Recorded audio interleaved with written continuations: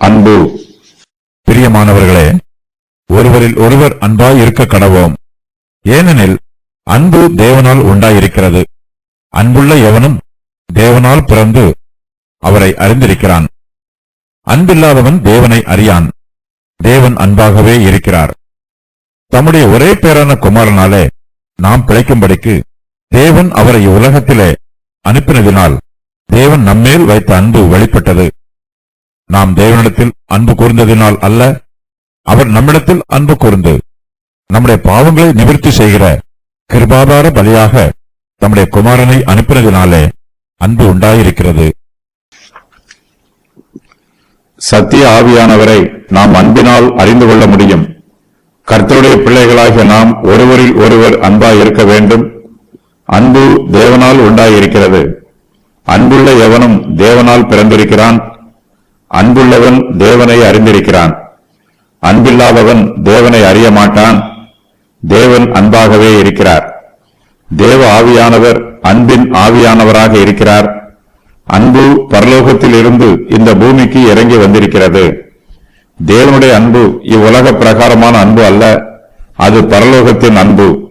இந்த அன்பு ஆவிக்குரிய அன்பு. பரலோகத்தில் இருந்து பூமிக்கு வந்திருக்கிற அன்பே தேவனுடைய அன்பு. அன்பு தேவனுடைய தெய்வீக சுபாவம். தேவன் மகத்துவம் உள்ளவர், சர்வ வல்லமை உள்ளவர். அவர் அன்புள்ளவர். அவர் தம்முடைய நன்மைகளை நமக்கு வெளிப்படுத்துகிறார். தேவன் அன்பாகவே இருக்கிறார். நாம் தேவனை அறிய வேண்டும் என்றால் நம்மிடத்தில் அன்பு இருக்க வேண்டும். அன்பு இல்லாதவர்களால் தேவனை அறிய முடியாது. அன்புள்ள ஆத்மாவில்தான் தேவனை பற்றிய சத்தியம் வாசம் பண்ணும். ஏனெனில் தேவன் அன்பாகவே இருக்கிறார். அன்பில்லாத ஆத்மாவில் தேவன் வாசம் பண்ண மாட்டார். தேவனுடைய சர்வ வல்லமையும் அன்பும் ஐக்கியமாய் இருக்கிறது. அன்பு தேவனுடைய தெய்வீக சுபாவம். தேவன் நம்மேல் அன்பு வைத்திருக்கிறார். நாமும் தேவனிடத்தில் அன்பு வைக்க வேண்டும். மனுஷர்கள் பாவத்தில் ஜீவிக்கிறார்கள். இவர்கள் அசுத்தமானவர்கள். மனுஷர்கள் குப்பையும் தூசியுமாக இருக்கிறார்கள். நம்மிடத்தில் நிறைவான சுபாவம் ஒன்றுமில்லை. மனுஷரிடத்தில் பரிசுத்தமும் இல்லை. ஆனாலும் தேவன் நம்மிடத்தில் அன்பு கூறுகிறார். தம்முடைய ஒரே பேரான குமாரனாலே நாம் பிழைக்க வேண்டும் என்பது தேவனுடைய சித்தம். இதற்காக பிதாவாகிய தேவன் தம்முடைய ஒரே பேரான குமாரனாகிய இயேசு கிறிஸ்துவை இந்த உலகத்திற்கு அனுப்பினார். இதன் மூலமாய் தேவன் நம்மேல் வைத்த அன்பு வெளிப்பட்டிருக்கிறது. தேவனுடைய தெய்வீக அன்பு நமக்காக இந்த உலகத்திற்கு அனுப்பப்பட்டிருக்கிறது. இது ஒரு ஆச்சரியமான சத்தியம். நாம் முதலாவதாக தேவனிடத்தில் அன்பு கூறவில்லை. நாம் பாவிகளாக இருந்தோம். ஆனாலும் தேவன் நம்மிடத்தில் அன்பு கூர்ந்து தம்முடைய குமாரனையே நமக்காக அனுப்பியிருக்கிறார். நாம் தேவனிடத்தில் அன்பு கூர்ந்ததினால் அல்ல, தேவன் நம்மிடத்தில் அன்பு கூர்ந்ததினாலேயே அன்பு உண்டாயிருக்கிறது. நம்முடைய பாவங்களை நிவர்த்தி செய்வதற்கு கிருபாதார பலி தேவைப்படுகிறது. பிதாவாகிய தேவன் நம்மீது அன்பு கூர்ந்து தம்முடைய குமாரனையே நம்முடைய பாவங்களை நிவர்த்தி செய்கிற கிருபாதார பலியாக அனுப்பினார். பிதாவானவர் தம்முடைய குமாரனை இந்த உலகத்திற்கு அனுப்பினதினாலே அன்பு உண்டாயிருக்கிறது. தேவன் இயேசு கிறிஸ்துவை இந்த உலகத்திலே அனுப்பினதினால் தேவன் நம்மேல் வைத்த அன்பு வெளிப்பட்டிருக்கிறது. நாம் தேவனிடத்தில் அன்பில்லாதவர்களாக இருந்தபோதே தேவன் நம்மிடத்தில் அன்பு கூர்ந்தார். நாம் பாவத்திலும் அக்கிரமத்திலும் ஜீவித்த போதே தேவன் நம்மிடத்தில் அன்பு கூர்ந்து நம்முடைய பாவங்களை நிவர்த்தி செய்கிற கிருபாதார பலியாக தம்முடைய குமாரனாகிய இயேசு கிறிஸ்துவை இந்த உலகத்திற்கு நமக்காக அனுப்பினார். தேவன் அன்பாகவே இருக்கிறார். அவருடைய அன்பு பரிசுத்தமானது, அது பரிபூரணமானது. தேவன் தம்முடைய குமாரனை உலகத்திற்கு அனுப்பினதினால் தேவனுடைய அன்பு நமக்கு பூரணமாய் வெளிப்பட்டிருக்கிறது.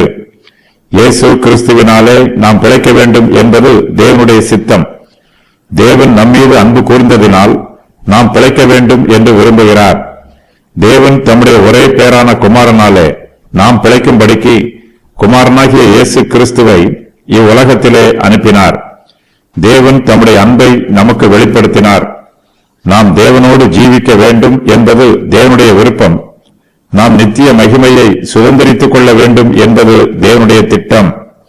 தேவன் நம்மீது அன்பு கூர்ந்ததினால் நாம் அவரோடு கூட நித்திய காலமாக பரலோகத்தின் மகிமையிலே ஜீவிக்க வேண்டும் என்று தேவன் சித்தம் கொண்டிருக்கிறார். தேவன் அன்பாகவே இருக்கிறார். அவருடைய அன்பு பெரியது. நாம் ஒருவரில் ஒருவர் அன்பாய் இருக்க வேண்டியதற்கு காரணங்கள் நாம் தேவனுக்கு உரியவர்கள் என்பதை நிரூபிக்கிறது. நாம் தேவனால் பிறந்தவர்கள் என்பதை நிரூபிக்கிறது.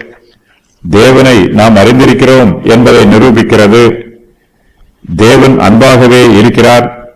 தேவனுடைய பிள்ளைகளாகிய நாம் தேவனுடைய சுபாவங்களை பெற்றிருக்க வேண்டும். தேவன் நம்மேல் வைத்த அன்பை வெளிப்படுத்தி இருக்கிறார். தேவன் தம்முடைய ஒரே பேரான குமாரனை நமக்காக அனுப்பி இருக்கிறார். நாம் பிழைக்கும்படிக்கு தேவன் தம்முடைய ஒரே பேரான குமாரனை அனுப்பி இருக்கிறார்.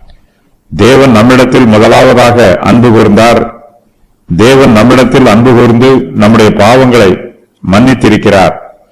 நாம் ஒருவரிடத்தில் ஒருவர் அன்பு கூற கடனாளிகளாய் இருக்கிறோம். நாம் பலனற்ற பாவிகளாக இருக்கும் போதே தேவன் நம்மீது அன்பு கூர்ந்தார். தேவன் நமக்குள் நிலைத்திருக்கிறார். தேவனுடைய அன்பு நமக்குள் பூரணப்படும். பரிசுத்த ஆவியானவர் நமக்குள் நிலைத்திருக்கிறார். தேவன் நம்மேல் வைத்திருக்கிற அன்பை நாம் அறிந்து விசுவாசித்திருக்கிறோம். நாம் தேவனில் நிலைத்திருக்கிறோம். தேவன் இருக்கிற பிரகாரமாக நாமும் இவ்வுலகத்தில் இருக்கிறோம். நாம் தேவனிடத்தில் அன்பு கூறுகிறோம் என்பதை இது நிரூபிக்கிறது.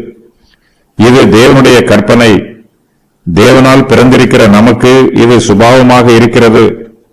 தம்முடைய ஒரே பேரான குமாரனாலே நாம் பிழைக்கும்படிக்கு தேவன் அவரை இவ்வுலகத்திலே அனுப்பினார். இதன் மூலமாக நாம் தேவனுடைய கிருபையையும் இரக்கத்தையும் பெற்றுக் கொள்கிறோம். நாம் தேவனிடத்தில் அன்பு கூர்ந்ததினால் அல்ல, அவர் நம்மிடத்தில் அன்பு கூர்ந்ததினால் மனுக்குலத்தின் மீது தேவனுடைய தெய்வீக அன்பு உண்டாயிருக்கிறது. இந்த அன்பினாலே நம்முடைய பாவங்களை நிவர்த்தி செய்கிற கிருபாதார பலியாக தம்முடைய குமாரனை தேவன் அனுப்பினார்.